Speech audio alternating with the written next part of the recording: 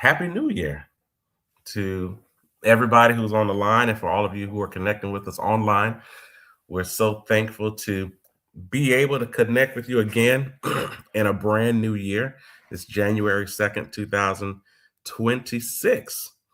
And if you're on for the first time, we welcome you. My name is Byron Deese with the Dream Makers Network, and just more than excited this morning to be here on a Friday morning, which I'm pretty sure is the first time in 13 and a half years that we've ever had a Friday morning call. I'm almost confident that's the case.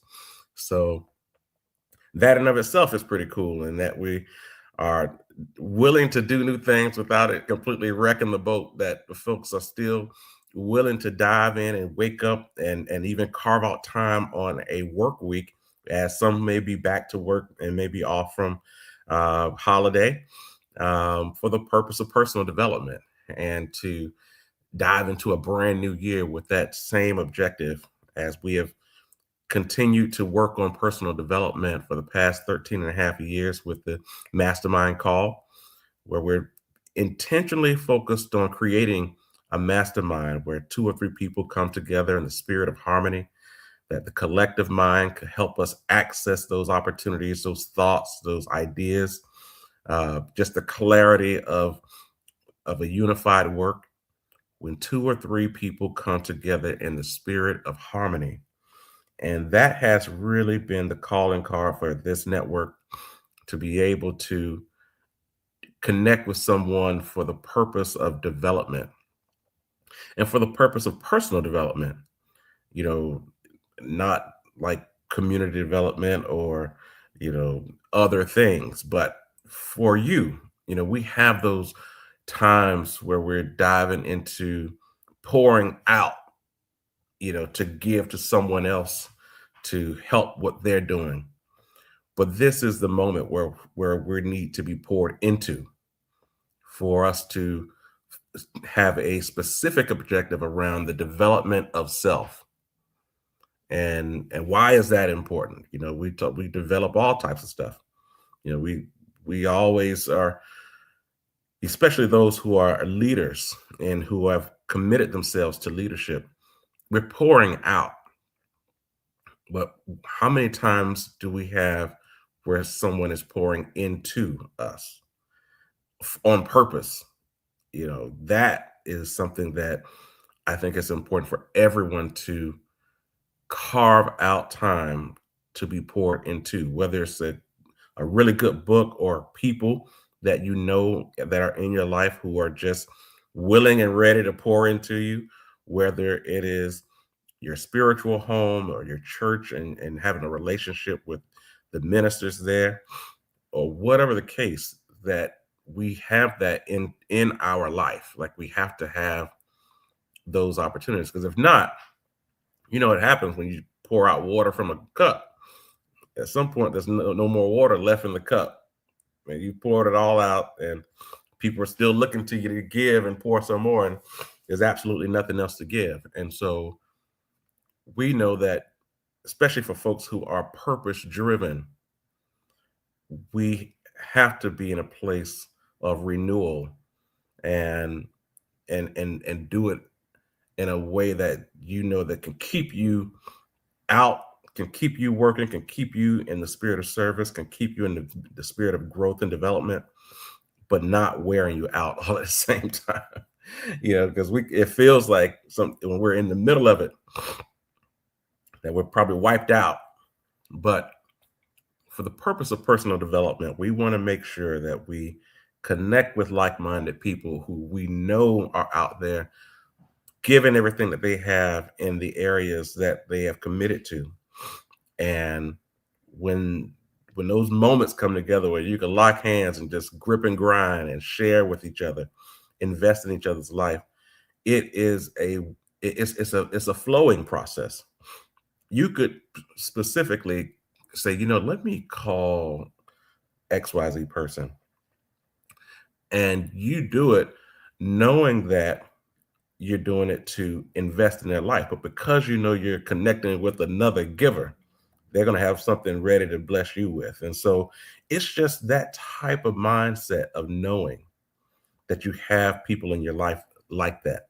And for the past 13 years, we've tried to make this environment create a space that allows that, at least once a month, where we could come connect, you know, let the flow of energy happen, where we invest and receive.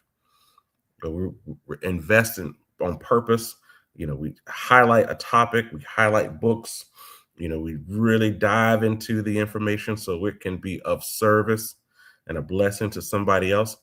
But I don't know if there's ever been a call that was just a one-way street, that somebody else was actually, they had something good to give. So, and we walked away saying, thank you I'm glad I woke up. I'm glad we did this, because somebody was willing and ready to reinvest in our lives. And so for that, I say thank you for that. I'm just thankful for all of you. As we are in this new year, it feels like a second chance. When you walk into a new year, you've just gone through a year where you walked into 2025 with goals, with ideas, with intention, all of that. You did the work, and you're into a new year where you can do it all over again. And I think that, we all know folks who have those conversations around New Year's resolutions and things like that. But for the purposes of this network and this call, goals is the top of the conversation. Personal development is what we do. And so we're thankful for folks who have said, oh yeah, it's time to talk about resolutions. Well, we've been on that. We've been working on that, and we're ready to dive into this new year to whether it be resolutions or to dust off your current goals and to expand what you've already built, to become more of a resource to your purpose and to the work that you do. And so it's I would say it's just, for me personally, it's always just reassuring to it could be kind of insanity, right, to think that, or maybe insanity isn't the word, but to jump on a call and just assume that folks are going to also join you for a call to talk about personal development. And I've always threat or just say, you know what, if nobody else joins, I'll just sit on here and talk anyway. But that's never happened. In 13 plus and a half years, it's never happened where I was on here running my mouth by myself. so that is why this is called the Dream Makers Network and not the Byron D Show. So thank you again for waking up this morning and carving out time on this Friday morning, this first Friday in this new year, first Friday in this month. And we look forward to hearing from everybody on the call today.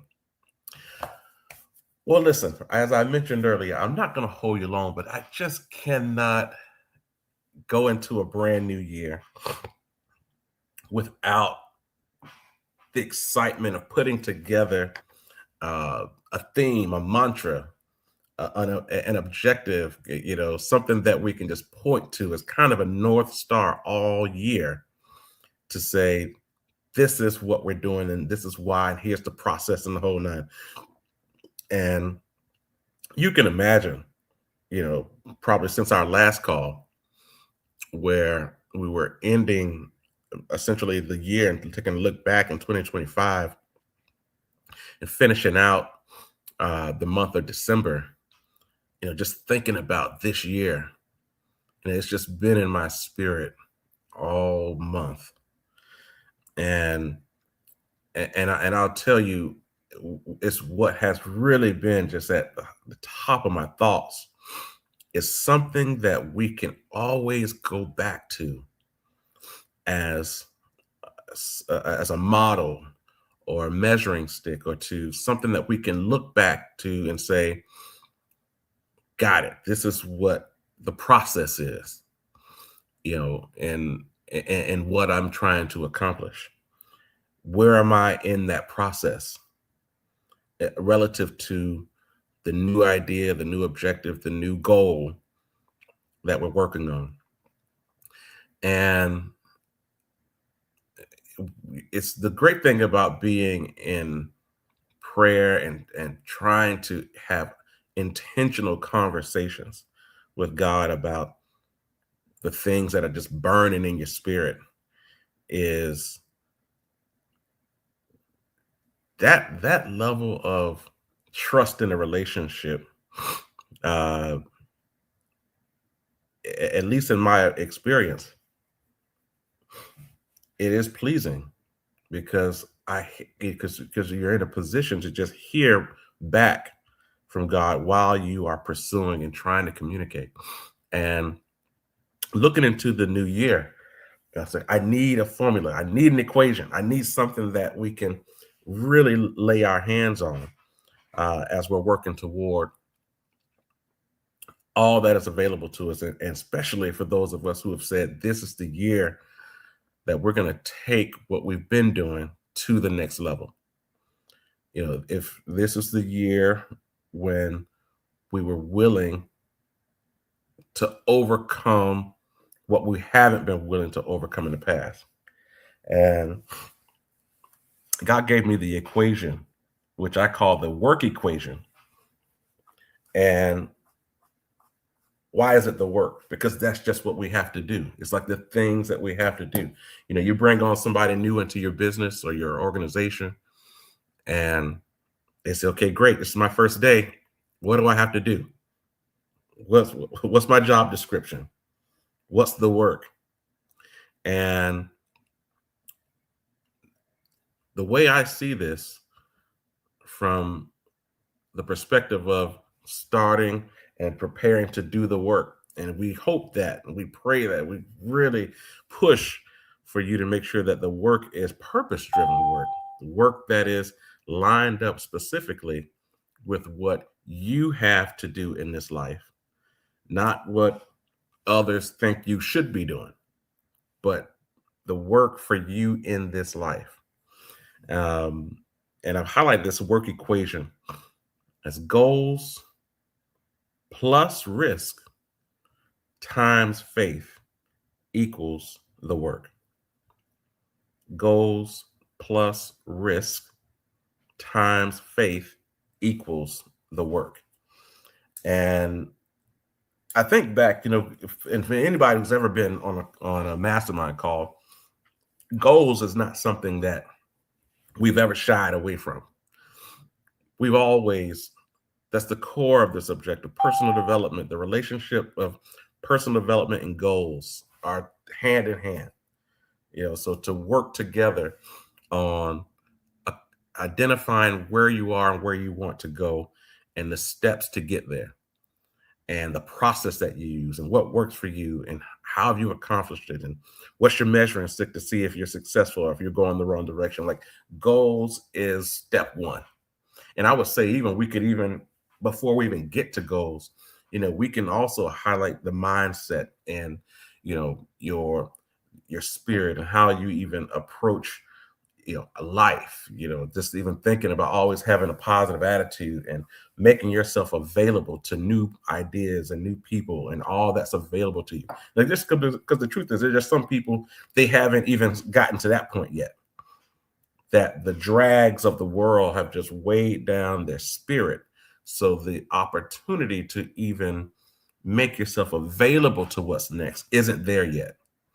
So we have to know that some people aren't there yet when it comes to, there's more work to do just on self, to even get the negative Nancy's out of your mindset, to be able to just free yourself of all of the fear, all of the worry, all of the doubt, all of that, So there is kind of a precursor before you can even get to goals that it's important for us to know and check ourselves, right? Because we could easily we could easily find ourselves slipping back into a spirit of not attracting what's available to us. One bad call, one negative incident, a new person in our life who shouldn't be there. Let's say it that way. Somebody who has found their way, snuck their way into your life, who shouldn't be there, but they're just gobbling up all of your time, all of your energy, all of your resource. And if you find yourself,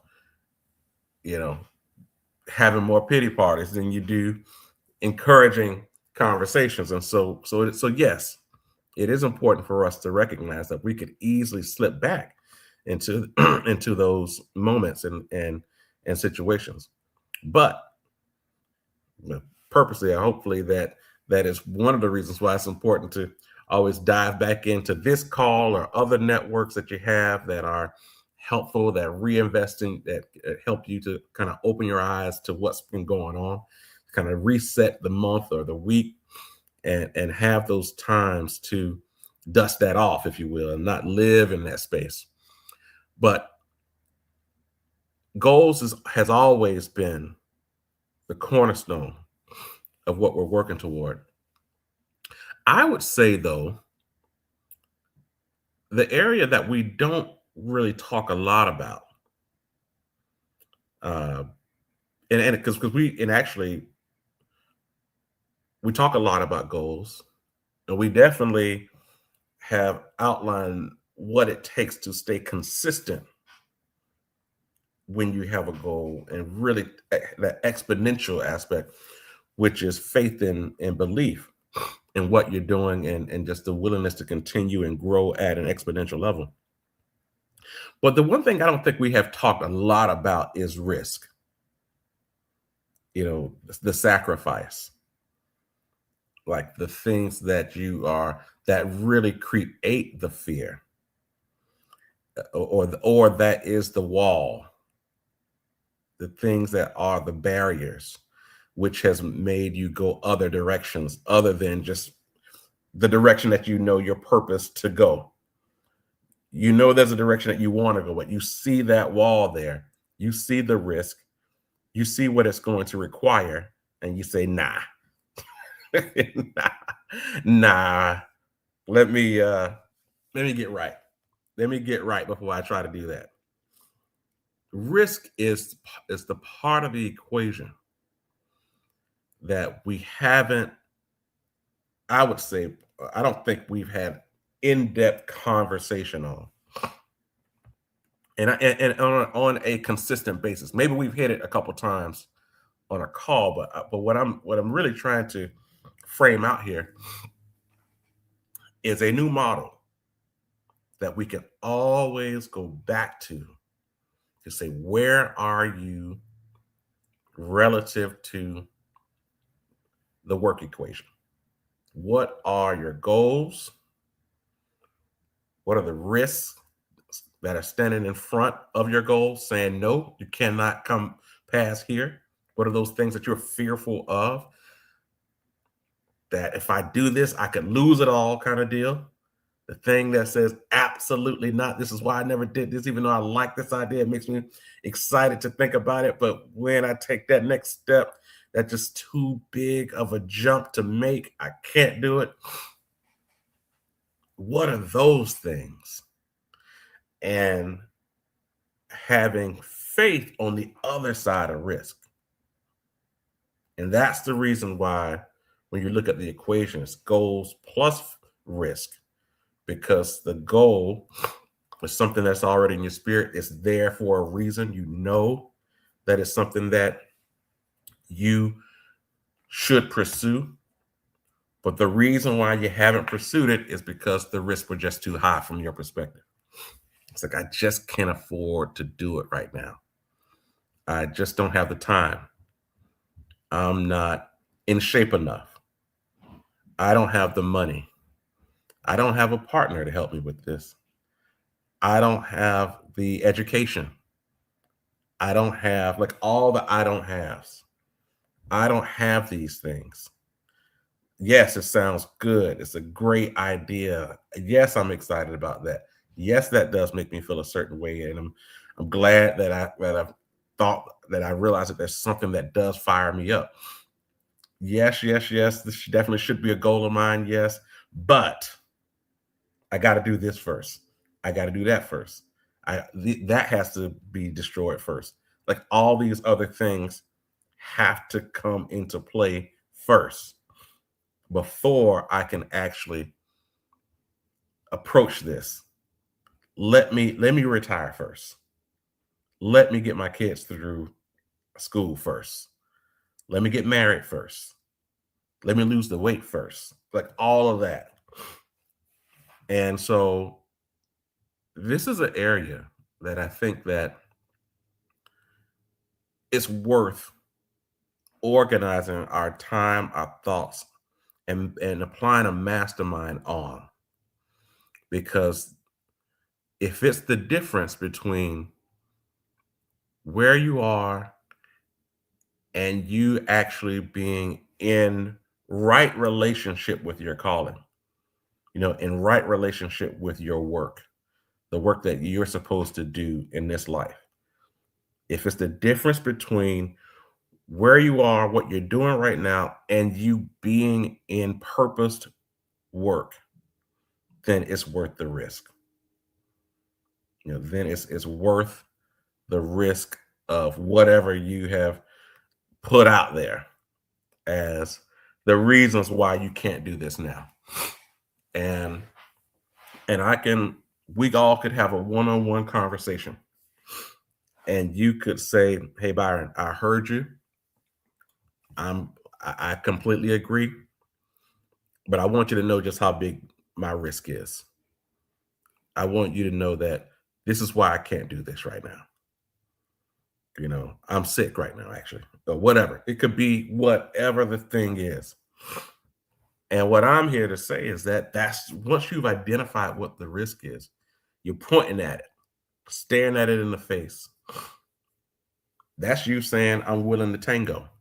I'm willing to say, yes, you are the thing that's getting in my way of being in right relationship with your purpose work in this life.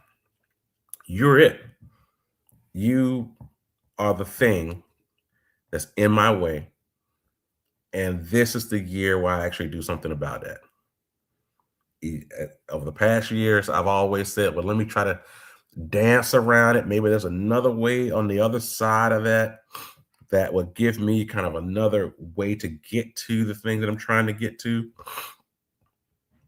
And because I just know that I don't have the time or the energy or the money or the whatever to go over that hump. But this is I want to, and I will going forward, and on future calls this year, is for us to revisit where are we with attacking the risk. Number one, identifying what those risks are, and really unpacking how you feel about that risk, and just talking that through. When you talk about, one thing for me when it comes to goals, I always approach it from a mind, body, and spirit perspective. So and when I say the mind, what are my career, you know, uh, what are my intellectual, what are my financial goals, in that work, and what are the risks involved that are staring at me to say, okay, I know what I said I want to do, but here's what's in my way. From a health perspective, here's what's happening in my life. From a health perspective, here's where I want to go. What are those things that are in my way that stop me from getting there? From a spirit perspective, And from a purpose work perspective, what's getting in my way from doing it? It's in your mind and your spirit for something, for some reason. What's getting in the way? What's stopping you? And it's always easy to point to the comfort zone that we've created a lifestyle that it's part of our flow that has gotten us to the things that we have attained so far. Some people could say, well, I had to take risks to get to where I am right now. So I did that. It was hard, but I got it here and I finally think I'm on a rhythm. And listen, if you are at a place where you feel like I worked hard to get here, to get to this space, and I'm here now, I'm good. If that's how you feel and you are in conversation with God and you're really testing your work to see are you doing the work that you're called to do on a daily basis? Then if you are, then God bless you. Because that is the goal of this life, to be in that space and to do it all the time. But if you feel like, yeah, I am there and I feel like I am doing the work that I'm here to do, but there's a new opportunity that I think would help me expand this work. And for some reason, I'm really motivated about that. Because there are always shiny objects, for us to say, oh, wow, oh, look at that, oh, look at that. But is it a part of your purposed work? And that's the point we have to always go back to. We talk about this a lot, how folks can introduce things to you that look shiny, or they say, man, I know you've been good at X, Y, and Z. Can you come and help and be a part of this? Question is, does it line up with your purpose work? Or are you just about to pour out more of yourself into waters that don't reflect your purpose work? Yeah, you're going to add value to other people because that's just who you are and where you are at this stage of your life. You're going to be a blessing if somebody pulls you into their situation. You're going to add value. But is it part of your purpose work? And that's the part we have to get back to and say, I don't know. Maybe I'm not confident just yet on what my purposed work is. We can highlight that. What are the things that make you excited? What are the things that make you mad? What are you doing about it? If something makes you excited, why? Why does it make you excited? Why is it something that you're just fired up about all the time? Do you know the answers to that question? Have you even tested that out to see, why does this always make me excited? Why do I feel like this is the right place for me to be? Why do I feel like this is the right things for me to do? But when other things piss you off, and it's always cool. I like that, when you're talking to people and you're just upset about something, and then you realize that the other people who you're talking to aren't so upset about that thing. And they're sitting there like, well, why are you so upset about that? Like, you're asking, why aren't you upset about this? And that's important for you to recognize that this is part of your work. God is talking to you at that moment. Like, this is for you. This is for you to spend time on. This is for you to spend your energy on. This is what you are here to do. This isn't for them. This is for you to dive in and go see what you can do about it. Right. And so we can get to unpacking and really approaching and diving in on the work and on our goals. But for this year, we're going to spend great time on highlighting the risk, on being in a position to say, this is the year that I just don't care about risk anymore. I'm willing to pursue my goals regardless of the risk. And then you ask yourself, well, why not? Up to this point, I've been dancing around it and, coming up with reasons to make me okay with not doing the thing because they're just saying to yourself that the risks were too high. Well, why are the risks too high? Like, you outline the risk, point to those, write them out, say, okay, because I don't have the money, because I'm not in shape, because I don't have a partner, or whatever the case may be. You write those things out and say, can I still pursue? What if I pursued it even without those things? Like, what would happen? What could happen? I might fall off a cliff and die, or, just outline those things. Be able to really prove to yourself that this is why I can't do this. And it could be the case, it could very well be the case that the goal that you have could be artificial. It could be a goal that was, the allure of it was kind of the reason why you pursued it versus it being part of your purpose. Because if it's purpose work, I can tell you with confidence that God won't send you into purposed work without the tools and the resources to do it. You may not believe you have it now. You will learn a lot about yourself when you're doing purpose-driven work.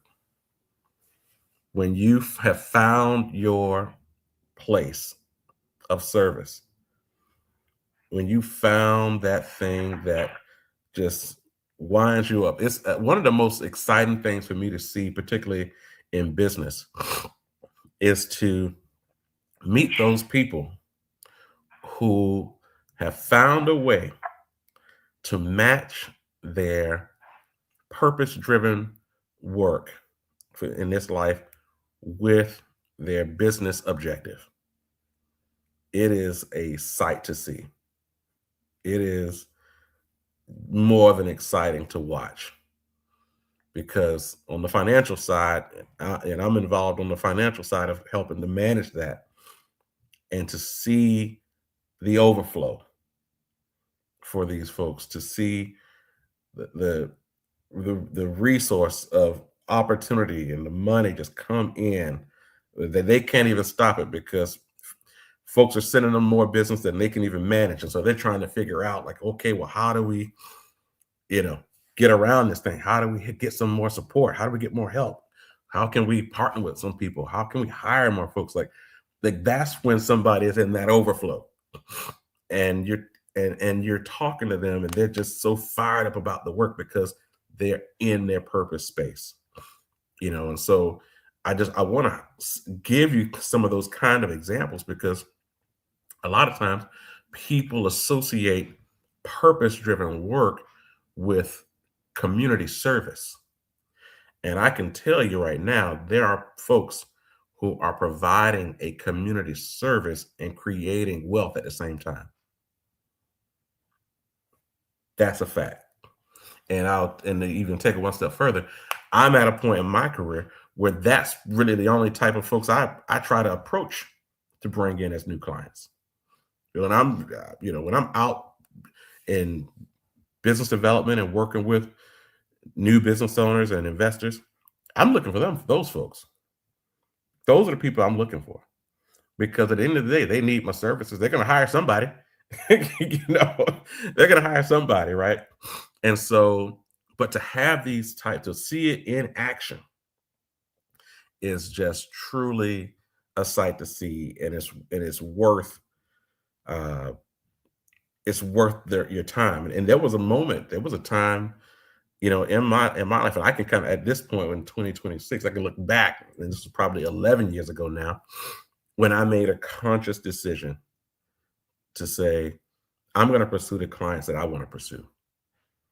I've learned just through the methods of the companies that I work for at the time, and this is who you call, and just kind of the random clients and all that kind of jazz. 11 years ago, I said, it's over. 2015. So this is over. I'm going to pursue the clients that I want to pursue, because there's a reason. And at that time, maybe we probably was a 90-day challenge that we had during that time. But the whole point, and that could have been the first year that we read The Purpose Driven Life by Rick Warren. That could have been that year. And I said, I just want to be in service. I want to be in right relationship with the purpose work that God has me to here to do. And I remember I had doing my random calls and calling on folks, and got a stiff arm from this one particular guy. And he was like, "Yeah, call me back next week." Called him back and, "Hey, yeah, can you call me back another week?" And so that kept going. And I pulled back and started just taking a step back from that approach and said, let me figure out what are the things that that company is really trying to accomplish. What are their issues? Maybe there's something that something that in my world right now that could help address the things that keep them up at night. And I started just showing up to where they are and spending time with the people who are there, and the people who are their clients, and who are they trying to work with. I got into that space, and before I knew it, we were talking as peers and not me trying to get the business. Just that step changed the game. And so I'm excited to look back on that as, now saying it was 11 years ago. And because I remember when that was the goal. And so to think about what was the risk. Now, this is a good point. What was the risk in doing that? One, I was kind of diving into the unknown, not really having, because all of the folks before me were saying, this is how you bring in new business. This is the method. This is the way. And I followed that. And I was successful in the ways that they were teaching me, but it wasn't fulfilling my spirit. It wasn't it wasn't reaching me in a way to say that I feel like I'm actually doing purpose-driven work right now. And that was when it was time to decide, how do I get into that space? And so we have to allow ourselves to be open to the various ways that things can let the universe get involved, because that's what's in the risk. The risk is you being overly concerned about not having the information now to get you over that hole. That's when we look at bridges and all the bridges that are out there. So at one point, there wasn't a bridge there. There was just land and water. At some point, there was no bridge. And somebody said, you know what? We're going to create a bridge. We're going to create a bridge to get from here to there. And once one person created a bridge, you started seeing bridges popping up across, everywhere. But it took one person to say, I think this is the way we're going to have to pull this off. And so just know that there's more available to you than you know. You may not have all the answers right now, but when you dive into the deep end, you will have access to the information. Just trust that process. And so I want to stop there, and really open up the call, particularly as we are in this brand new year. Things that you're already working on, new goals. I want to just open up the call to folks who would like to share a little bit about what your goals are for this year and what you believe the risks are. What you believe the things that's kind of that could potentially get in your way of you accomplishing those goals. Because again, it's great for us to outline our goals, get excited about it, get fired up. But we want to be in a position where we're prepared to attack the risk, to attack what we are concerned as the unknown. and how we're going to approach that. So let's take a second and open up the call now to anybody who's willing to and ready to talk a little bit about their goals for 2026, whether it be business, whether it be health, whether it be relationship, whether it be service, in any outline. Let's open up the call now. Anybody would like to share about their goals for 2026? We'll take a second and open up the call now. Hey, Dees, what's going on? Happy New Year, everybody. This is Gary Best. I'll go ahead and get things. Brother Best, good morning. Let me say, man, you were, Brother Dees, how you doing, sir? Oh, it's a blessing, man. Let me say you are preaching this morning, brother. When you were talking about our purpose-driven work and just how God will ensure that you have provisions to just carry that thing out, man, you are spot on. Yeah, I don't. You probably know, but just a quick recap on that point, right? So, I've been a caretaker for my mom for about 5 years now, and so she lives in rural North Carolina, right? And That's so, right. I've been in the city, so I'm just used to just certain things, and man, I work from home. Man, I didn't have resources, so I had no idea how I was going to even work, but with things just kind of happen, and then here, just my purpose just became really, really clear, and so, man, there's a whole talk we can have on that thing only, but as far as my goals, man, I think what I realized that I'm a giver. So one of the things I'm gonna be cognizant of 2026 is limiting what I give and just be mindful when I am engaging takers to just give on my terms and not and just kind of check them and make sure I set boundaries, because one thing that I know true about someone who takes, there is no limit. So we as the givers have to be cognizant of that and make sure we set boundaries, right? And so those are things that we have to ensure get enforced. So that's going to be my goal for this year coming up. And as far as the risk at work, man, there's so many uncertainties going on. So we have a contract that the current company I'm with the vendor will end sometime maybe around in June. So, man, with that risk, there is nothing I can physically do about the outcome of that. So for that, I just have to accept that risk, right? I deal with the risk, all day at work. So yeah, that's one risk that I just have to accept. But what I'm going to do on the interim is that I'm going to prepare myself to, regardless of what happens with that, I will be okay. So that's what's going on with me, brother. Man, you put a lot in there, man, because the first thing that you hit is that first that you are a giver. And I think a lot of folks, for us who have become leaders because you see work that needs to be done and you go in to do it. And a lot of times those are givers. Those are people who are, first of all, you're giving up your time and you're diving into something, and then someone saw you do it and they said, you know what, maybe he can help over here too. and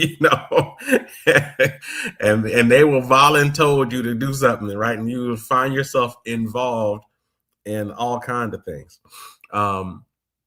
But with that being said, I think it's really important as we focus on being more purpose driven, is to give our talents a job. So you think about your talents and your gift of being a giver, of letting and having that in that kind of bring a light to your spirit, but you give it a job with intentions. And what I mean by that is that the question is, a giver of what? A giver to what?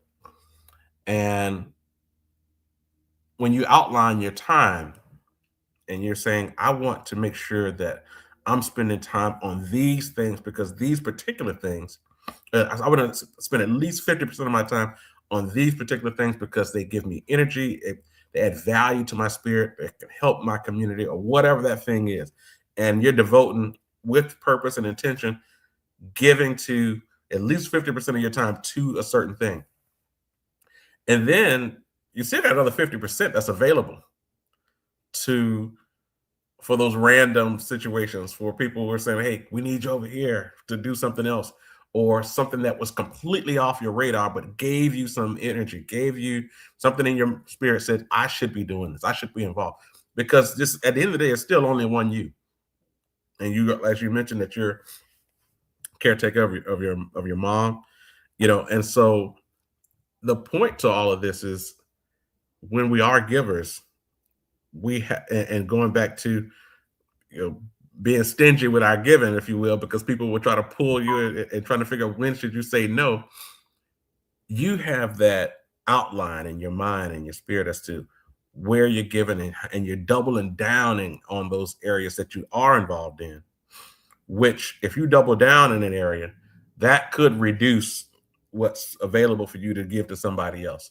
So your no's come a little easier. In my experience, the challenge when it comes to no's is that when I know I do have more time, I know I have the time to do something, but I just don't want to do it with you. Like, it's like, hey, Byron, can you get involved with this? Right. And I'm like, you know what?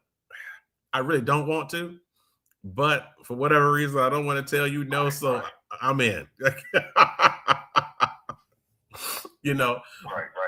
But I don't have a problem with. I mean, man. But ironically, I don't have a problem with saying no. Like I think for me, and I will say the one thing I have incorporated, and this probably started some years ago, is make sure I am good first, right? I don't pour from a cup, that is depleted. So okay. That's one thing I addressed a long time ago, but it's just like this being like, if I know that someone is a taker, like I'm cool with them being who they are, but I am going to make the conscious decision of how much I choose to give them, and which is based on making sure I'm good, making sure my mom is good, making sure I got resources to invest in what I want to invest in. So make sure everything that I have going on with me and the things that I have deemed tier one are straight, and then if I have anything to give, I'll share it. But like outside of that, I ain't got nothing. I ain't got nothing for them. Well, that's real. That's real. The other point that you mentioned. That's a word, brother. Thank you, man. No, and hey, listen, man, I'm glad you shared on that. The other thing that you mentioned though about these contracts, and particularly on these government contracts, or any kind of contract that you're working on, a lot of this stuff is moving around. Especially if you have any federal contracts or anything like that, and even the state, because a lot of times the state is funded by the federal government, and then the state is the one who issues the contract. But then if the federal government says, hey, we're not sending your state commerce department any money, then now they're pulling back, right? So, but the one thing that that I've seen with some of the clients who are in that space is that at the end of the day, the money is moving, and it may feel like in the right now that, oh wow, federal government's not involved in this anymore, so our contract is about to end. Somebody else is getting ready to jump in and fund that project. It just won't be the federal government, and this is the time to keep our eyes open on when a federal government says we are all about small government, what does that really mean? Does that mean that the thing that the federal government was funding just doesn't get funded anymore? Or does it mean that the objective is for private sector to now take over that? And if that's the objective, then who in the private sector is now funding it, and who knows that? And I just hadn't found that information out yet. So the money is just moving from one hand to the next, and so Okay. And in my case, it's a little bit different, right? Because when I started on the contract, I was with a smaller company, and then we got acquired by one of the huge companies. I don't want to say their name, right? But like one of the big four. Mm-hmm. And so so this contract is kind of deemed for small, a small company, right? Which is like millions of dollars, right? It ain't small like what I'm thinking, like, or what someone considers small. It's like millions and millions of dollars. And so we're gonna. So the company I'm currently with cannot have this contract when it's renewed, right? Mm-hmm. So which is cool. And so what I did to kind of prepare for that, I just did a check-in, as I normally do with all my team members, check in with them, ask them, is there anything I can do different? What kind of things do you like that we should, continue to implement next year? And more importantly, I checked in with the client. One, because one thing I know for sure, that if the client is happy with you, it doesn't matter what vendor is on the contract. They're going to make sure you stay on that contract. So when I found out, like, okay, we're going to have some changes, I made sure I just locked in with the client, which I was already doing before, but I just became more intentional, like, about it. You know what I'm saying? Yeah, man. No, listen, this is good stuff, man, because it's just everything is so fluid right now, and things are moving. But for us to be in a position to know that we have history, we have the work that we're doing is great work, we have a long track record, and standing on that, and then taking that to the next opportunity, and that's that's the benefit here. And again, for the purposes of these calls, we just want to make sure that this conversation is being had, because when things can when things are normal for a certain amount of time, and all of a sudden it's not normal anymore, the question is why. Some people freeze up when things aren't normal.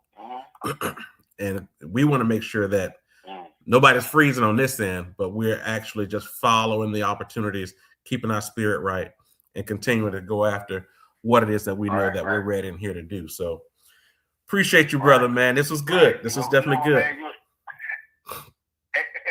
I'm sorry, this is the last thing I want to say on this, and like you said, that it's important for folks to not freeze. And so I think that is so key, because even if it's a risk that you have to accept, that doesn't mean that you just stay stuck. You still have to prepare for what could potentially happen. So great point on that, sir.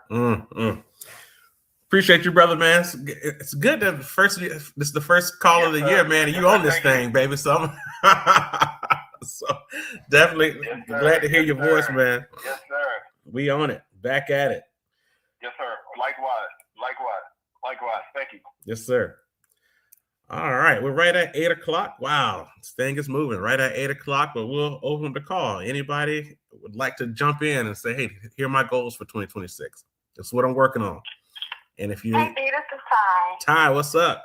Happy New Year. What's up? So I want to shout Happy New Year to you as well. I want to just pick up where Gary left off. And a couple things that two of you all said. One, recognizing yourself as a giver and recognizing that there are takers. So for me, 2025 was recognizing some people who've been doing that forever and haven't been reciprocal in what they've offered in friendship or for anything. You know what I mean? It's just like sitting back, just sipping tea of your overflow. And then also you mentioned folks who carving out your time. And so that's huge for me because, when you have gifts and people know that you get stuff done, it's like, oh, you can do it over here and here. Mm-hmm. And so then you're like, wait, where the hell my day go? And so just being super intentional, I've literally pulled out like a schedule, like a day schedule, and created almost like what it looks like a high school schedule, a class schedule, a bell schedule, and really plotting out my day in that way. To say, these are days I'm working on this project. This is when I'm studying. This is when I'm preparing. This is when I'm teaching. This is when I have to physically be somewhere. And like really plotting all that out. And like Gary, I'm a caretaker in the sense, I try not to say I'm a caregiver because I feel like I'm giving terrible care. But I make sure my mom has food right now. Yeah. And I'm making sure that I'm coordinating some of her stuff because she don't want to be cared for. So I have, someone who needs help, who don't want help. And that's a stress on me. So creating boundaries too with the people that you may love and care about most, that just because they need it doesn't mean they're willing to accept it. And so fighting with them is not on my schedule. And being okay with it. You know what I mean? Like everyone has a choice of how they want to live, and just because your choice to not be that way doesn't mean it's their choice not to be that way. And so some level of acceptance in that situation, but also just in how people just are, has been a part of my lessons for this past year. And so trusting that as I move into this next year, what Gary also mentioned is making sure that he's good. I didn't do that. So I put other people's needs ahead of my own, and I can't do that anymore. Like this, it's not serving me. And so recognizing it's not serving me and acting on the fact that it's not serving me is where I stand. And I think that is my number one goal. Two of my number one goals this year is one, taking care of me. Number one, it may look like I'm taking care of me, but I'm not, because I'm still I'm running around trying to figure out what other people's needs are. And so making me the focal point, putting my schedule out there and being clear about what my time parameters really are and holding myself accountable to that. A few years ago, I did this one retreat, and one of the activities that it just shook up things for me was like choose someone essentially that you're angry with. And in the exercise she led us through, the exercise was about projecting at the end of the day. And when I tell you I was hurt and my feelings was hurt, I was in the corner with my lip out for about an hour and a half afterwards, because essentially everything I was mad about this person she said, well, what about if this was you? Are you mad at him because they're treating you like you treat you? You don't hold yourself accountable. You don't give yourself priority. What happens when you don't do what you say you're going to do for yourself? How do you feel? And you're making so it's like I've learned, and I was like, my lip was quivering for like a whole hour. I was so mad. But she wasn't wrong. You know what I mean? And so the focus is I am responsible for my happiness. I am responsible for modeling how I want to be treated, and how I treat myself is how others will then treat me. And so that has been this ongoing thing of just like shifting how I show up for me. And what does that look like? And how does it make me feel? And how do I create the life that I want truly, emotionally, physically, spiritually, that I want to live, and not waiting on like, well, my partner, when I'm married, when I'm this, when I ain't married, might not get married. So am I going to wait? Going on vacation with you all last year was a turning point for that as well, because like I never did that with my family. My family didn't do vacation, so I had been waiting on vacation for this perfect person to come into my life. Well, he ain't here, so am I going to going on vacation and having a family vacation, I got that experience without my quote unquote family. And also made me think about how I became your family, right? And so like I think about the fact that for Baltimore was the one time I wasn't in high leadership position. I wasn't running nobody's organization. I wasn't running a social group, but I was still building and growing and creating a family of people who loved and cared about me for who I was, not what I did. And so all of those things together has me like just realigning and thinking about what is it for me, but making sure that I'm taking care of me, that my house is taken care of before I'm out saving the world and doing for others. So I'll stop there. But thank you, and Happy New Year to everyone, and and such and so on. Boy, you pack so much in that thing. So I was sitting here thinking, because I know you, and I guess I think about how you present yourself to the world, and say it that way, right? And if I'm somebody who's trying to be in your life, and you give off that image and that spirit of, I'm taking care of myself. I'm confident about who I am and what I'm doing, and you're showing that self-gratitude. You're showing that purpose in your step and in your conversation. If I'm somebody who's trying to be in your life and I'm not confident that I can actually double down on what you're already doing for yourself, I'm staying away, right? Because especially if my intentions are one thing, my intentions are like, oh man, she's fine. Let's see what's up with that. And then you engage them, and next thing you know, they're learning, like, not only am I not ready for this sister, I need to work on myself just to even get myself right. And so I think that I love the way you hit that, because there are a lot of folks who say, well, I'm going to wait until I do this. I'm going to wait until this happens before I start. I'm going to wait till my man or my, all these different special people come before we go on vacation, before we do these things that have already been outlined in your mind that you want to accomplish. And, I think about that Baltimore time when we all met, and I guess that was essentially what? That's probably 12, 13 years ago. Family was being created.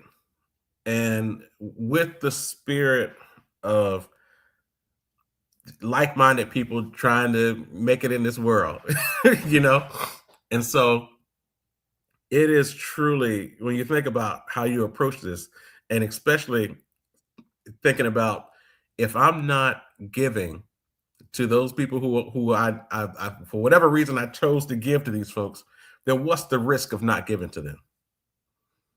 If I'm saying, all right, I gotta look out for me, how will it make you feel to not give to them? Because there's a reason why you actually have said, all right, here we go. Let me help you with this. Let me help you with that.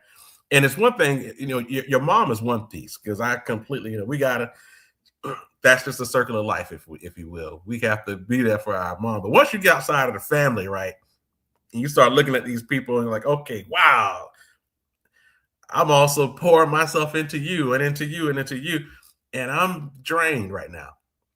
So if we're going into this new year and we're beginning this process of saying, I need to better manage how I approach growth.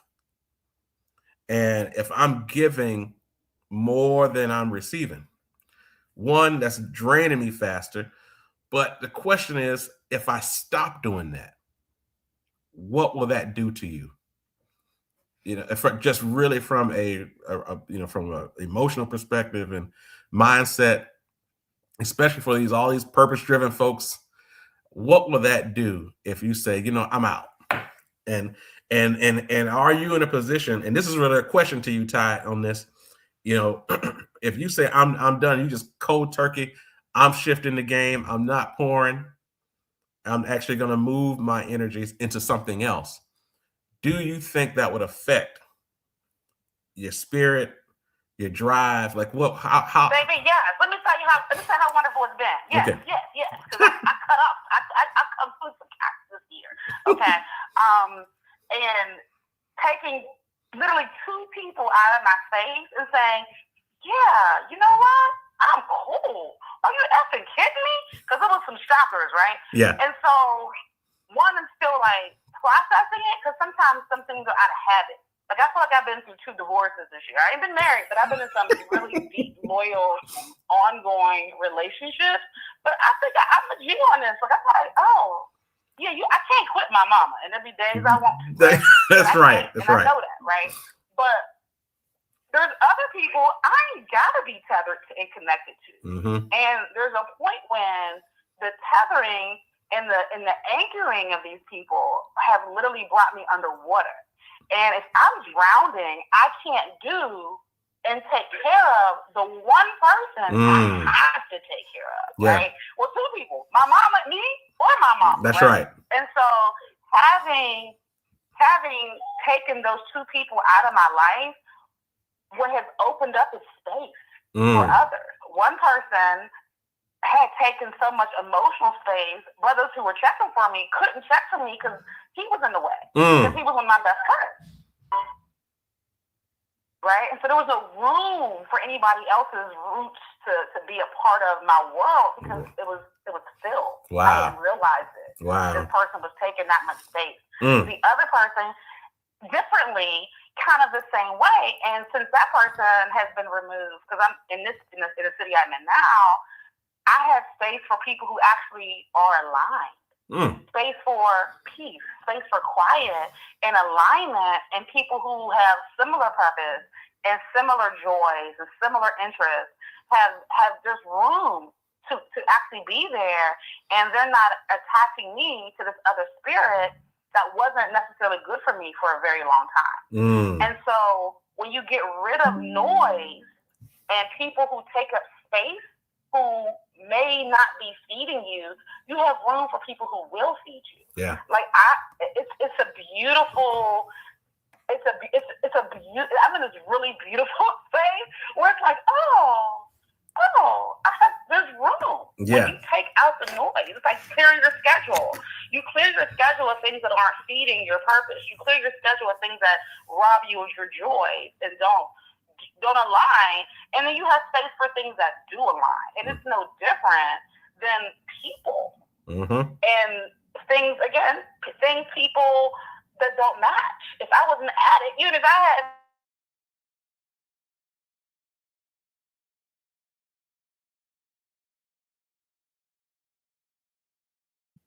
That's right. That's right. So aligning with the people, I'm an artist. I can see it now. I didn't see it. Other people saw it. I didn't see it. And so when you change the people who are in your space, who are sharing or not sharing information, you're changing how you show up, and more importantly, how you feel. And so I feel like I'm more aligned with what people have seen of me versus how I saw myself over the last 6 months. And that's a huge shift. So when you take that crap out, the shift it has to happen. Because everything literally changes and falls into place. I love it. I love it. Yeah. This is Dana. I definitely agree, Tatiana, with everything you just said, because I'm living proof that it's real. It's in agreement with everything you just said. I had to get rid of some dead weight because I didn't even know how much it was hindering my growth. And as soon as I made that decision, like my life has catapulted into a different dimension. And all I had to do is trust the process. But it was all about being concerned with how other people feel or what it's going to look like or all the things that don't even make sense, things that people don't even stay up thinking about except me. And they've gone on with their lives and they're happy or whatever. But I'm here miserable. So I said all of that to say, freeing up some of that emotional space allows for creativity. And you asked about what we're, being intentional about and, what this year is going to be about, and doubling up. Like, just my theme for this year, I found it in I did a vision board, and every year on the 31st, I do a vision board because I have to plan out how this year is going to go, so my mind will align with the things that I put together on paper. But the thing is nothing less than legendary.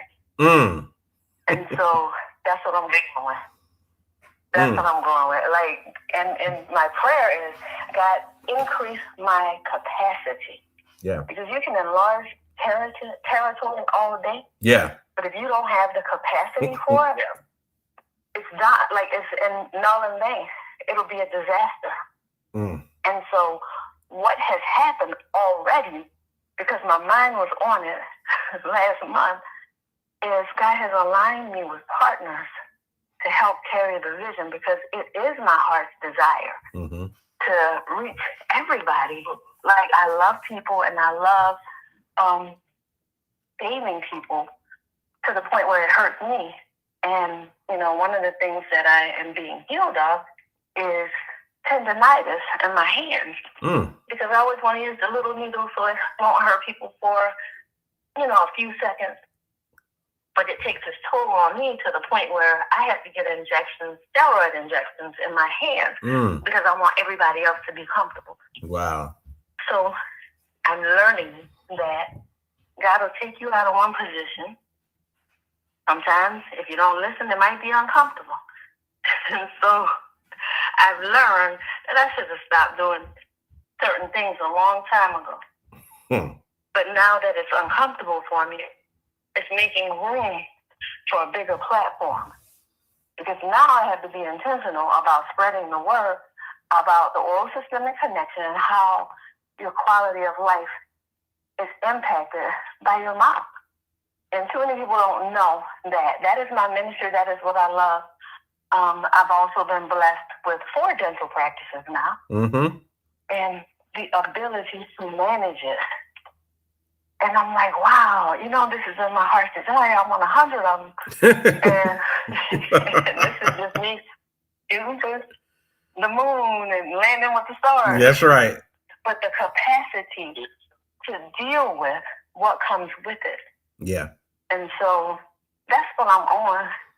But I had to let go of what I was afraid to let go of. And ever since I made that decision, things have been happening so fast. Like the Bible said, it'll make your head swim. I don't even understand a lot of it, but I like it. Yeah. I love it. And then I have people with such wisdom, you know, backing me, that's been making multi-millions of dollars every year. And who are just looking for things to invest in. And it's like, okay, we'll provide the team. And I'm like, what? I don't have to do, this feels so good. I don't have to do all the heavy lifting. But sometimes we get so caught up in nobody can do it like me. You're right. Nobody will do it like you. Sometimes people have a better way of doing it. That's right.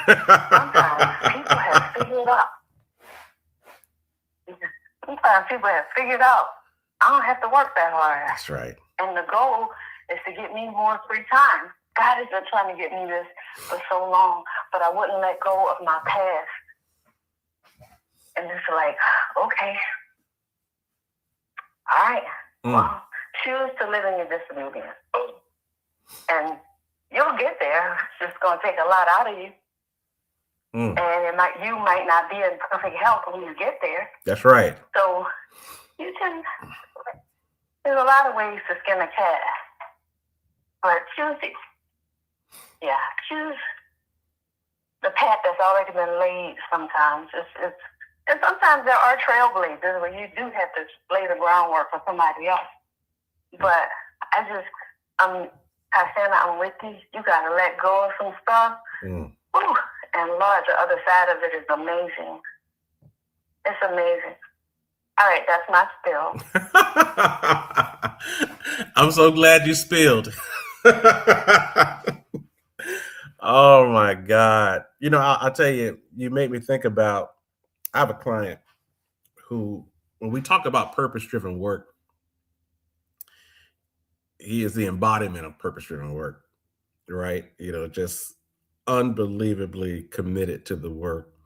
Just like Dana, how you talked about your ministry, and he does the same thing. He talks about his ministry and through the business, and it's what can happen is life can happen through that period of time when you're so involved and ingrained into the work that you do. Decades can go by, decades can move, and then you find yourself in your 70s. It's like, what happened? It's like what? And then you say, all right, let me try to get myself together. And whoa, I've invested all this money for retirement, and to do something else or whatever. And life has just passed.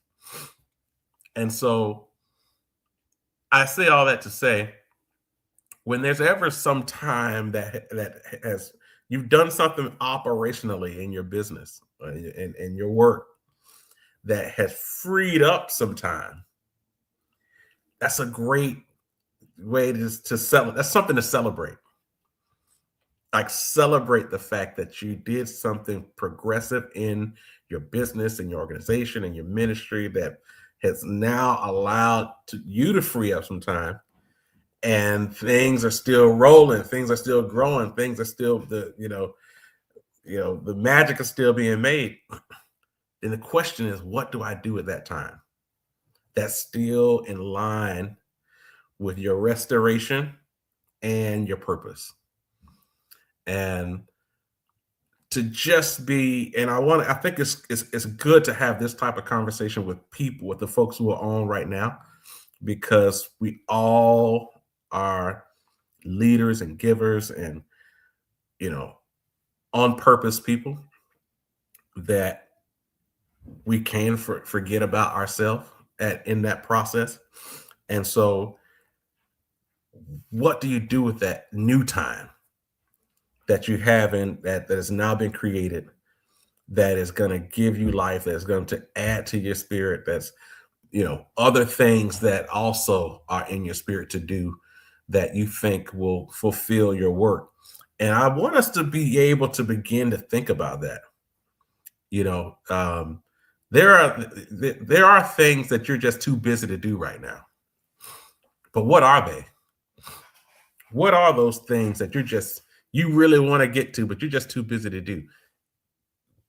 Outline what those things are and make them part of your 2026 in some type of way. Do it. And that's part of my goal for this year.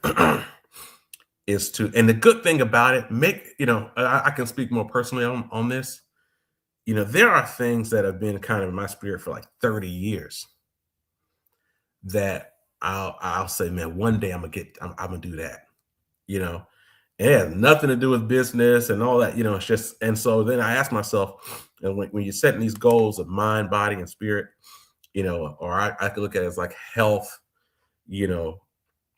finance, and ministry, if you will, and say, and they're all in separate categories of things, and so having these health and lifestyle goals, having these financial and business goals, and then having these service ministry calling goals, and to embody what I believe is the purpose-driven lifestyle that I'm specifically here to do, that is unique to anybody else. It's just for me, kind of thing. Like, having that kind of conversation and then the work of getting involved in that, that's something that I told myself going into this year that I don't want to flirt around with some of these things that I know God has put into my spirit anymore. I want to just start practicing it. I want to start doing it.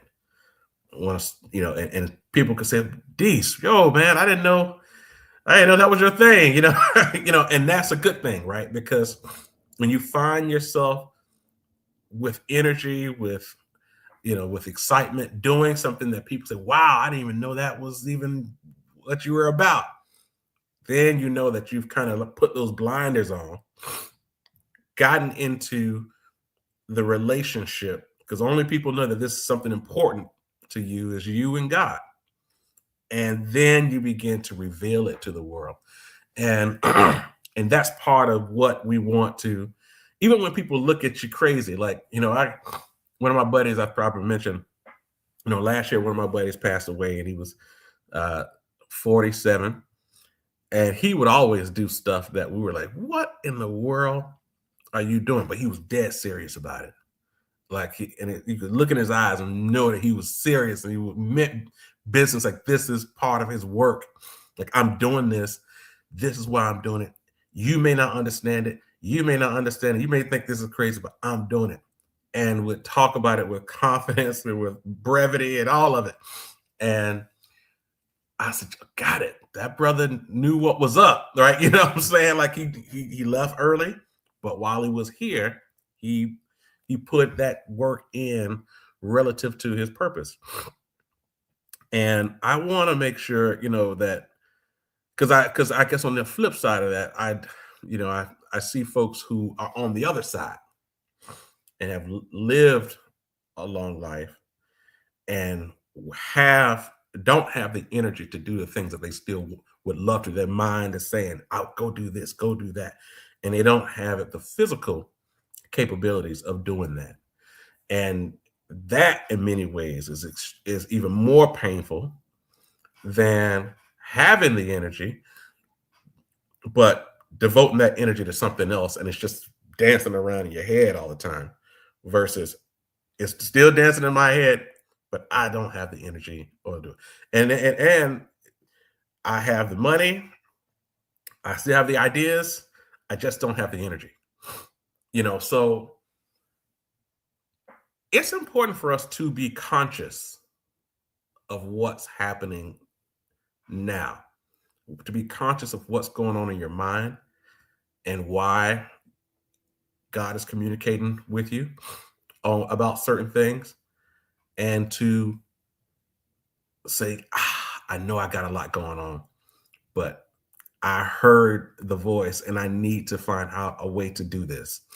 And just that level of being in a relationship. I think about, I was talking to somebody the other day, and they were kind of coming up with it kind of led into almost a religious conversation, and they were coming up with all their reasons around, why they hate religion and all this stuff.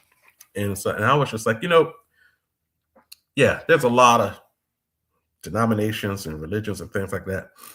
I said, but the one thing I think most about when it comes to that is the relationship between God and Jesus, and why that is important to me, because it was more of an example of God saying, I want to show the world what the relationship between God and man should be. Like, this is what this is about. It's about how I want to be in relationship with you. And I'm going to give you that example through Jesus Christ. And so end it there. It's not AME or Baptist or Pentecostal, none of that. It's this understanding that this is how I want to work through you. I want to work through you as if you are confident that I'm in you now, to go out and do all that it is that you are called to do. That is it. And when you see it that way, then you really believe that there aren't really that the risks aren't really that big, because it's not just you, this flesh and bone ailment person, this human who's trying to approach this, but there is a supernatural being inside of you that actually has capacity, as Dr. Dana just said, to be able to have the capacity to accomplish what has been identified as your calling in your work. And whenever, especially this time of year, I always kind of go back to Rick Warren's Purpose Driven Life book, which is one of my favorite books, The Purpose Driven Life by Rick Warren. And I want to just kind of read a little bit of in day 29. Day 29, you were shaped for serving God. And there's one point in here that this one paragraph I want to share with you. And it says service and significance. You are going to give your life for something. What will it be? A career, a sport, a hobby, fame, wealth? None of these will have lasting significance. Service is the pathway to real significance.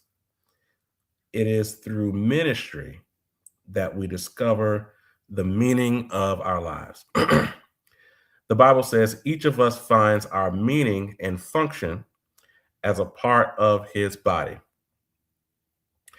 As we serve together in God's family, our lives take on eternal importance.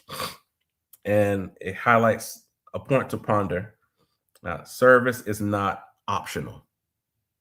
And a verse to remember, for we are God's workmanship, created in Christ Jesus to do good works which God prepared in advance for us to do. Ephesians 2:10. And I'll tell you, so that stuck out with me yesterday. And I was just kind of reading through Purpose Driven Life again. And it's so interesting. It made me think about people who are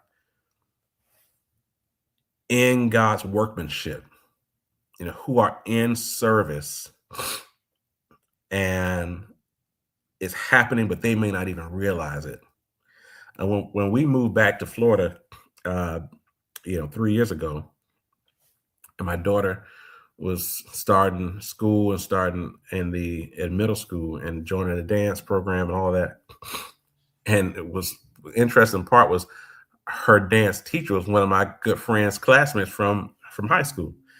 And I remember, and we were all part of like the performing arts and choir and show choir and all that stuff in high school.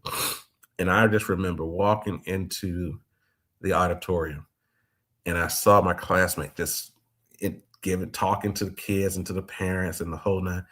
And I was just like, wow, like this is, and I saw the way the kids were just like, so, hanging on every word, so ready, so excited about the school year, not knowing, especially the sixth graders, were just coming out of elementary school, but you're going to show me how there's a lot of growth happening in me right now, but you're going to show me how to do something special. I'm going to learn, I'm going to become much more proficient. And my daughter was right with them. She was just like hanging on every word. And I just remember, I was like, wow, like, look how many people are in here. Look how many kids are in here, who are just hanging on every word. And they will remember this in many ways. And the things that you've taught, the things that you've done for the rest of their lives. Because we feel the same way about our teacher, that we were hanging on every word that he was saying. And we still, to this day, all these years, 30 years later, still talk about this man all the time. And I said, that is purpose-driven work. When what you are intentionally investing into people, and to be able to do it at scale, because when you're in education, you're getting access to all of these kids every year. And especially during like middle school years, when they are just so much change is happening, from that elementary to high school, and that middle school getting caught in those years. Oh my God. And so, and I remember telling her that I said, you are what I said, I don't know if you realize it, but you are truly affecting the lives of people for generations. What they're doing, what you're sowing into them, they're going to sow into their kids, because that's what we're doing. We are literally doing the same thing that was poured into us. And to just take a step back and embrace that. And it's one thing to say, oh my God, a heavy responsibility. But the other way to look at it is, oh my God, I'm living in my purpose. And what I say, what I do could positively affect change in this child's life forever. And so I want to highlight that there are a lot of things that we know and understand. And when we break out our goals into health, restoration, and growth, into mind and financial and business and having goals there, but then also into service and ministry, and how we are giving, and we're giving in an organized way that could affect change for people for ages, for generations. We have that capacity through that right relationship. And, and so as we look at this new year, how we're approaching it, I just think that, we got this one life. None of us know how long we have, but we do have time today to organize how we approach what we give, how we continue to take on new information to expand our knowledge to be to be more of a resource, and how intentional we are of actually doing that on a day-to-day basis. And so this work equation is something that we're going to continue to stick with throughout the year. I think that we can easily overcome risk by outlining really what Dr. Dana just said, by understanding that we have more capacity, and that more capacity is the relationship that we have with our Creator. The Creator gives us that capacity to overcome risk, to not be afraid. We were talking yesterday, we went out to dinner, me and Maria and Maddie, and we just kind of talked about this 2025 year and what we overcame and things like that. And I highlight, there was a point in this year where I was really excited because I had, some new clients that had actually taken care of my just day-to-day expenses. So I was like, boom, that's done. Now I can focus on growth. Whoop-de-whoop, everything is rolling. It was just beautiful, right? And then catastrophe happens, right? And the one thing I said to them yesterday was that I'm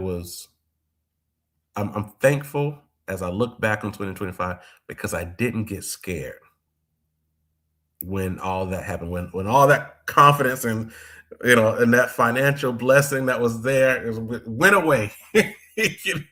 But I didn't get scared. The question is, why didn't I get scared?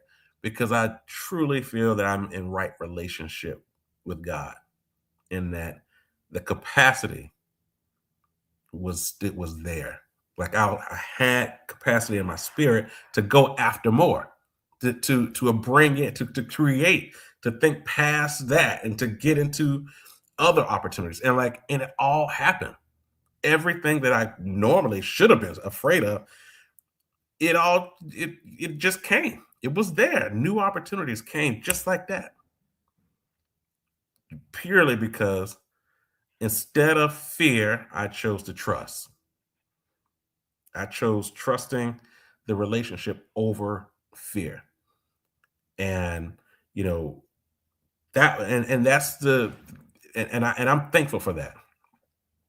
And my prayer is to continue to, like Dana said, to double down on those type of blessing opportunities, because if we can double down on those successes, then when the next big thing happens, we'll be ready.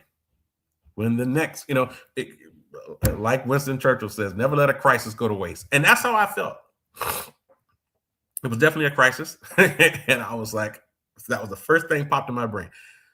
Never let a good crisis go to waste. And it was definitely a crisis. And we just dove in. All right, scuba gear, let's go dive. Let's go to the bottom, to the depths of the opportunity of the crisis and find opportunity. Don't shy away from it. Don't try to find the shallow water. Dive as deep as you can in the crisis, where it's all ugly, where it's wrong, and find the opportunity to build and grow from. And just know somebody has to do it. You just so happen to be blessed to be that somebody. And just know that. And with that, that's all I got. So Anybody else want to open up the call? Anybody have any questions, comments, want to dive in about that 2026? Wait, I want to say that Dana didn't say double down. Dana said double up because I took special notes that she said. She said double up. Okay. Double up. Please cite Dr. Truesdale for you. Double up. I like that actually. Double up. I think I'm gonna start saying double up instead of double down. I think I'm gonna say double up. Double up is much more insightful. Yes, sir. Yes, sir. Be careful what you ask for because words have power. Words have power. And intention. Hey, what's the difference between double up and double down? Give it to him, Dana. No, let's just say you have. Let's just say you have $100. Don't answer it. No, answer. I want to hear it. I like that question. Thank you to everybody. I just want to pick with For the people that really need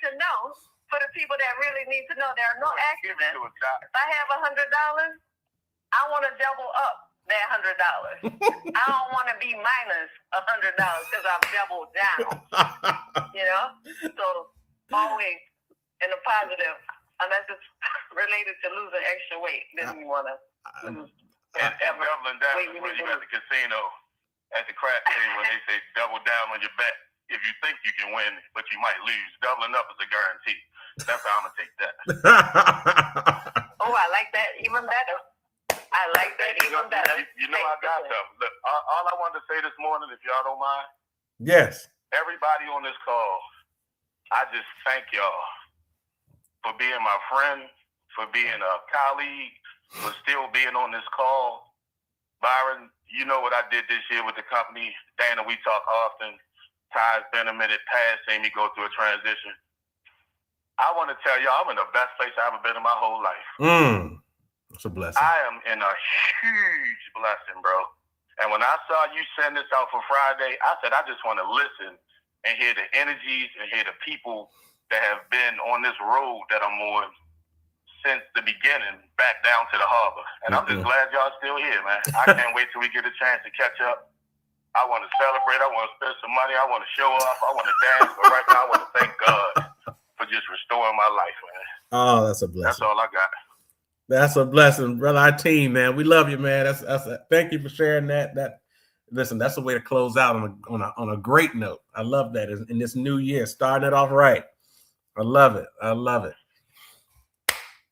Hey, bigger than the love, I think you respect me. Love will take you to a certain point, but the respect amongst your brothers and your sisters and your colleagues is huge. God loves us all, and I love y'all too. Love you, brother. And respect you. I love that. Yes, sir. I respect y'all. Yes, sir. Right. Yes, sir. Anybody else before we finish up for the day? I got one more little thing. Okay. Kind of little, but big. Go for it. A team just mentioned that he want to dance and this and that.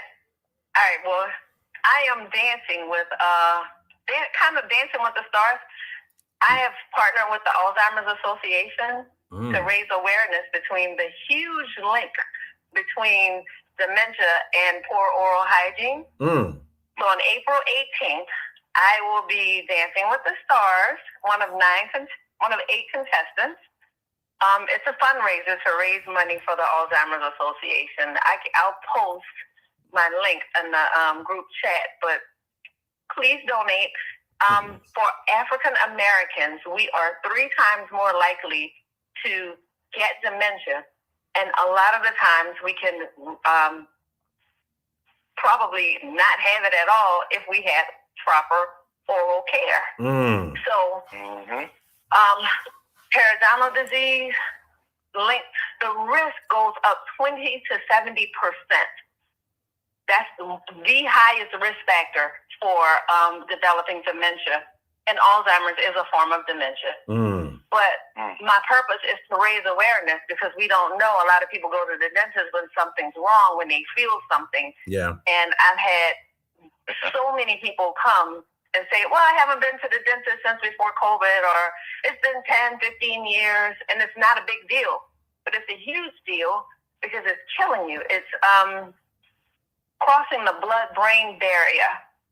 and causing cognitive brain decline. And so we have to take care. Like, it's so much better to be on the offensive than the defensive. We never want to play behind the 8 ball. And so, yes, you brush at home, you floss at home, but somebody need to put their eyes on you. Dentistry has been reduced to just a smile, and it's so much bigger than that. So I'm dancing to raise awareness about all the things we can prevent, including dementia, because that's a huge. That's right. And I talked to the president of the Alzheimer's Association. He had no idea. I'm like, how are you the president and you don't know this? So now my calling is, I got to let people know, because how much blood is on my hands that I'm not talking about it. And I have the information. I must get the message out. So I would love it if you all can support. If you want to come, it's expensive. The tickets are $600, but it's an experience. It is such the experience. Where will it be? The Marriott Waterfront. The Marriott Waterfront in Harbor East. Wow. And it's April 18th. And I'll put the link in. I would love to have your support. It's tax deductible, tax write-off. So just to get the message out there. All you've done for me.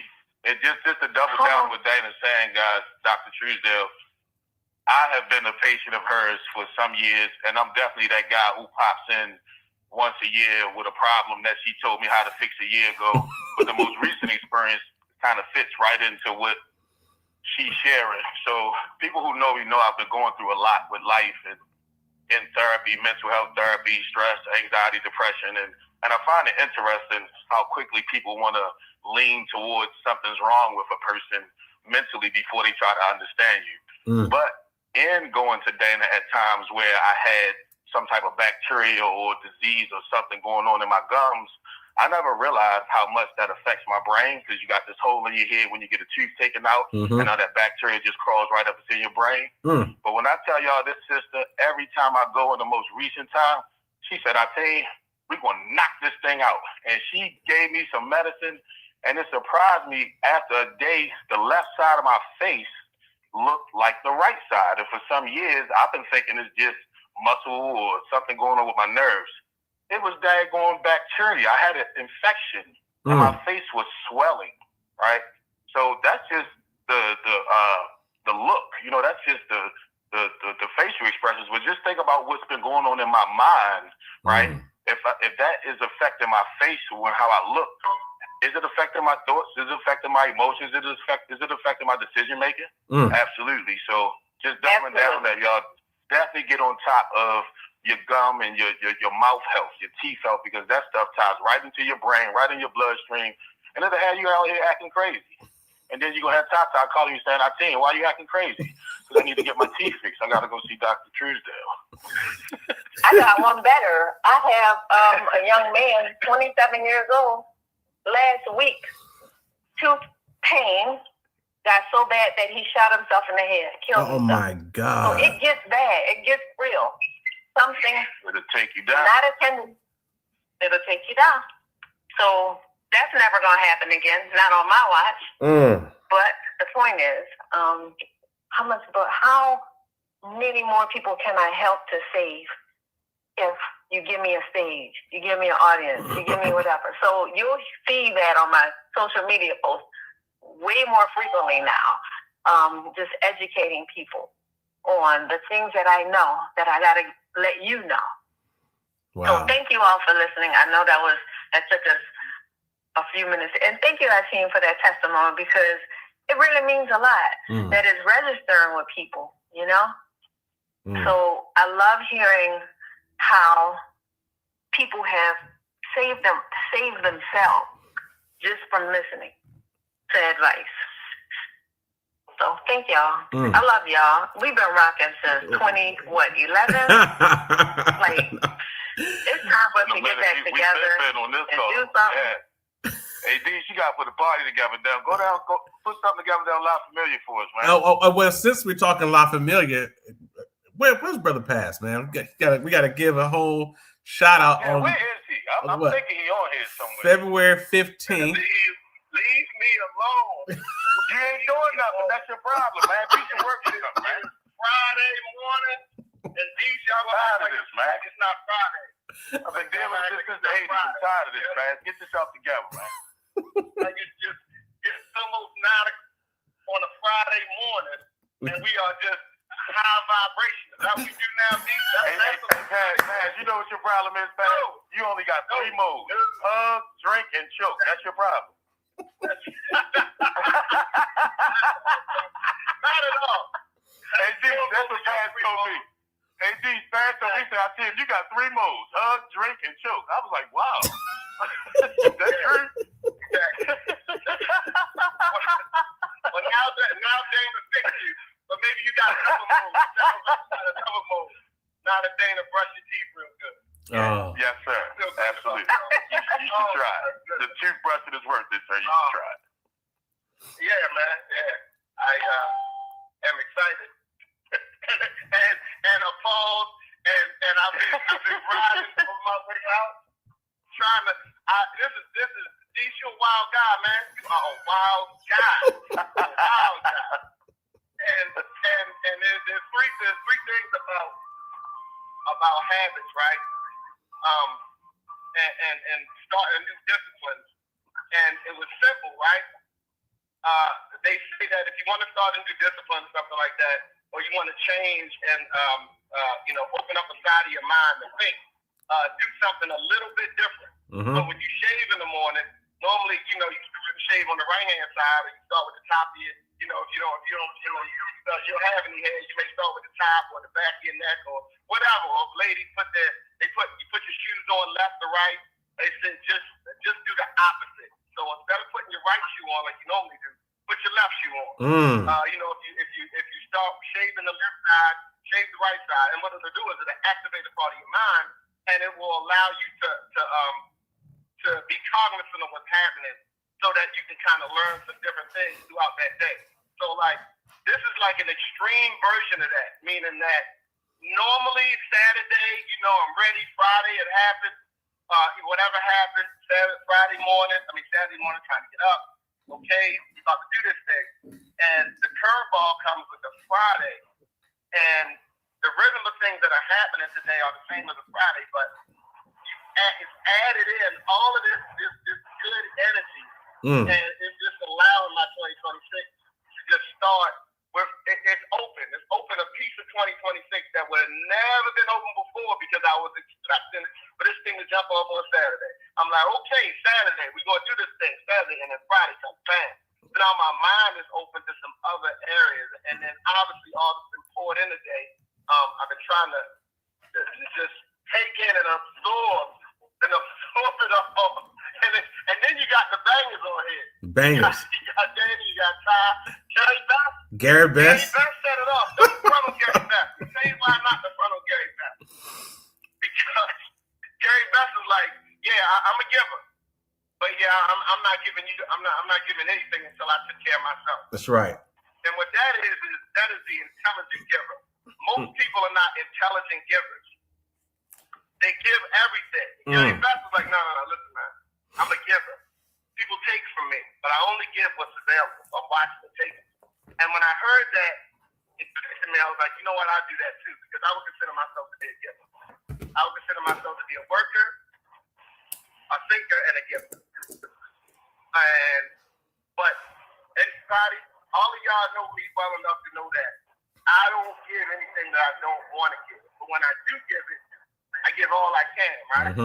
So I think that he triggered something in me to say, okay, because I've been in doing this successfully going to 26. I'm like, yo, what are we going to do? You 50? Time to start taking. That's what I've been thinking. Like, I've been on some selfish, anti-dream maker conversation in my brain, setting up some stuff. Like, all right, you 50. It's time to start taking. Time to load up. I seen, because our team is over here, you can talk that over each stuff. You can load up the bag and be like, you already know. Yeah, that's what you want me for. That's why you got me here. Somebody gonna come off this today. And then you leave the house thinking about what you're gonna take. And that is that we also know that that's not a productive way to go.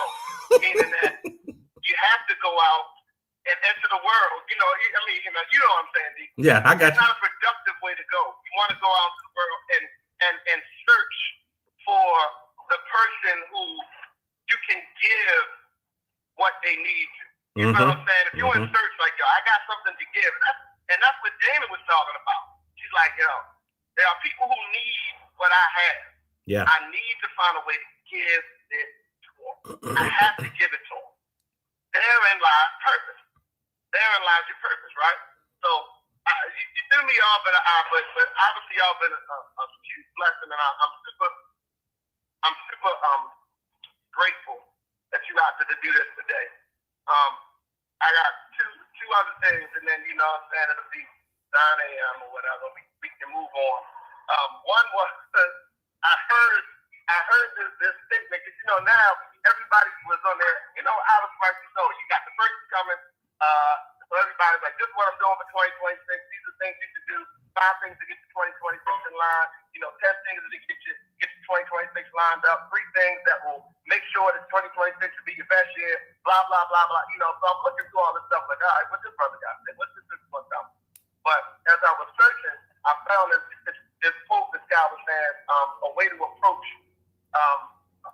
assessing your life is to be like, look at your life as a movie, and then say, what would the people that if you were watching the movie of your life, you watch a horror movie, and they're like, yo, no, don't go. Yeah. What is screamed at you that you really know should happen that you haven't done for whatever reason, but if you're watching the movie, what things would the audience be screaming at you like, don't do it, let that go, don't do that, or don't do this, don't do this, go. You know what I'm saying? I was like, damn, that's crazy because but the way he framed it in the sense of like a movie, like to give you some things to work on to eliminate or to go to either one, stuff to go through that door. That's where the treasure is, or definitely don't go to their door. The boogeyman is gonna get you, or whoever. The killer is right there. Don't do it. But yet and still, in the movie, up to this point, you might have made some of those poor decisions. So I like the way he framed that. So I was trying to figure out ways to look at parts of my life and be like, it's so obvious. Just go in this direction. The people in the audience are screaming at you to do it. And then she went through everything else, man. I don't know. I'm just here, man. It's 2026. Hey, what you gonna do? Double Up was also one of Mace's first albums. Yeah, if I guess it was going platinum. You know what I'm saying? I don't know. I'm done. Hey, fans, I ain't trying to hear all that. I still need to do my poetry too, yo. I still got my spoken word that I wrote that night. Well, look, y'all need to put me on stage. D said he got some things, man. He was like that don't have anything to do with money that he wants to do. And I know we all got those things. So that bucket list is out there, man. We need to have like a little talent show for the group. That'll be beautiful. Everybody come up and show us what they got. Pass. It's February 15th. Got real quiet. What we got February 15th at La Familia? October 24th in Baltimore. What happened? Let's go. That's my 50th. So that's my 50th. Oh wow! So I think we can put something together. That sounds like 2 days to me. That sounds like 2 days. Sound like a date in the first half, a date in the second half. I like that. Celebrate Tata's birthday. I like that. October 24th. All right, we gotta lock that in. I was thinking about Baltimore. Yeah, I was thinking about being in Baltimore for that. Tata, you mad at me? To be mad at you. I ain't got no reason to be mad with nobody, nigga. You don't even have a reason to be mad. Who's mad? Have you met me? I don't got no I mad. love you, Ty. I love you. I respect you, nigga. Okay, give me that.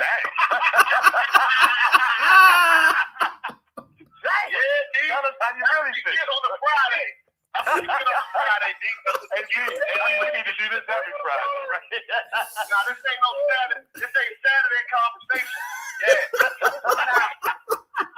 Forgive her, Lord, but she know it's not. This is family. It's how we talk to them. We try to teach Bible study. Oh. Bible study. I can't. I don't want to teach Bible study. Hilarious. Good moment.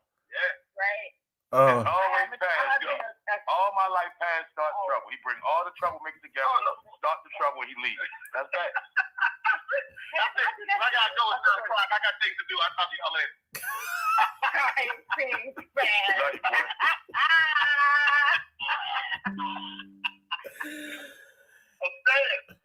What we got, man?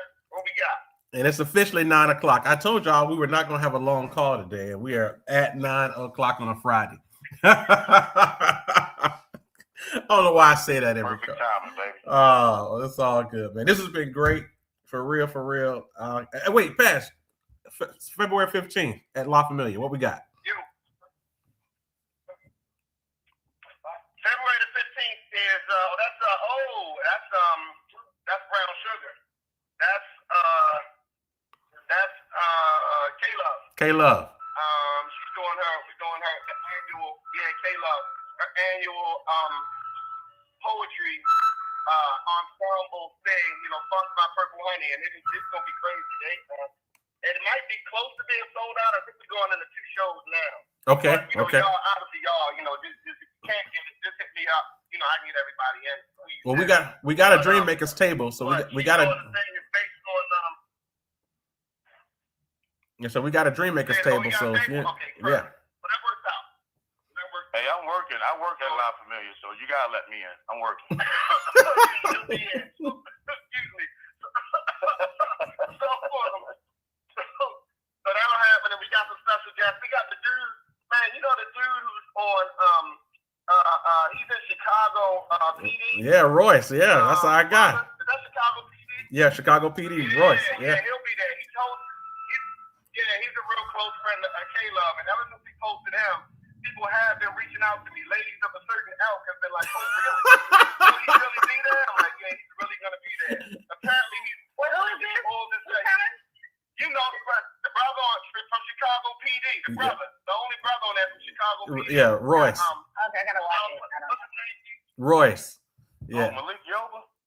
Nah. No, not Malik. That's NYPD. That's NYPD. Nah, you know him, man. Royce, what's Malik Royce? Yoba will not be there. Let's see, Chicago. Listen, I tell you, here's what you do. You tell some of the people that some of the young ladies that that he'll be there. LaRoyce Hawkins. They watch network TV and they sisters. Yeah, they know him. They know him, yeah. They know him. LaRoyce Hawkins. That's his name. All right, that's what's up. LaRoyce Hawkins. Royce Hawkins. All right. LaRoyce, yeah. He's a good brother. He's got, yeah. So he'll be hosting, and K-Love will be there, and it'll be a great time. You got a flyer for this event already, man? Yeah. I'll post it. Send it to me, bro. Yeah, send it so I can bang it on the pages. I'll send it out right now because I got it. I'll put it on the group chat. Yes, sir. Yeah, D. Send it out to me, please. Yep, I got it. All right, good people. This was it. That's all we got, man. It's Friday, first Friday, so make it work. Now, this is good, man. I can't. Paz, I do like how you. Love y'all. I like how you hit that though. Changing up. The whole that wasn't the plan. I'm gonna be on the road tomorrow. I'll be in Alabama this weekend, and so I was like, all right, we got to do it. We got to do it on Friday. so that's why we're not doing it tomorrow. But I'm glad we did it. I'm glad we broke in. I mean, I actually got meetings today and all, but it's a good energy. The fact that it doesn't feel like a Friday because we hosted the call this morning. So let's go do it, man. It's New Year. It's gonna be great though. I ain't gonna even lie. This is gonna be a great year. That's it, baby. This is gonna be a great year. This is gonna be a great year. I'm just glad that everybody's on. The family's on this morning, and we're just able to grip and grind. Let's make this an awesome one though, for real. And also let's like our team said, let's carve out some time for us to get together and fellowship and just enjoy each other. So let's do that. Yeah. All right. Have a good one, folks. Appreciate y'all. And we'll see you Love y'all, man. in a few. All right. Bye. Great call. What a way to put the year off. Gary Best, love you, bro. We got to catch up, baby. Hey, man. I love y'all too, brother. For sure. Y'all later. Peace. Bye, Ty. Bye, Dr. Tree.